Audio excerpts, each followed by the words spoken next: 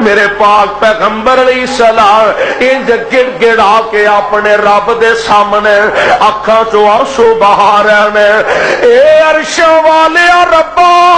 میرے دناں دی کمائی آ 313، میری راتاں دی کمائی آ 313 نے،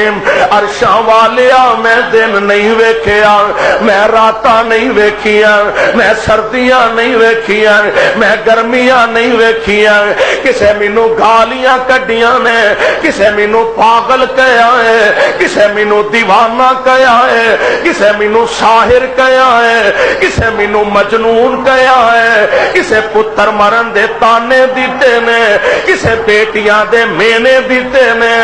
اے عرشاں والے ربا میں پتھر کھا کھا کے لوکاں دیاں گالیاں سن سن کے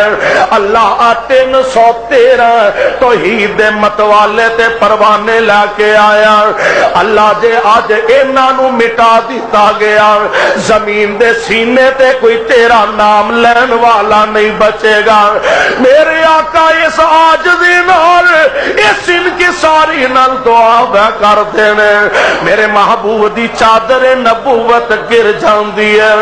ابو بکر صدیق تڑپ کے اگے بڑھتے ہیں، انج محبوب دے کندھے انور تے ہاتھ رکھتے ہیں، محبوب سونے بس کرو جس عاجزی نال انکساری نال آقا تساں دعا فرمائی ہے، مینوں یقین ہے اللہ تہاڈی دعاواں نو رد نہیں فرمائے گا،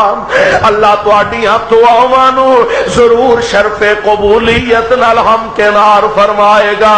اور واقعتاً رب نے قبول فرمایا، اور جڑے آندے سننا رہن نہیں دینا، اے دی جڑ کٹ دینی ہے، اے دا نظام تے اسلام دنیا تو مٹا دینا، او ظالم تے آکڑ خان جڑے نے اللہ نے نبی دے 313 پروانیاں دے ہتھوں انہاں ظالماں نو ذلیل و رسوا کر کے رکھ دیتا ہے،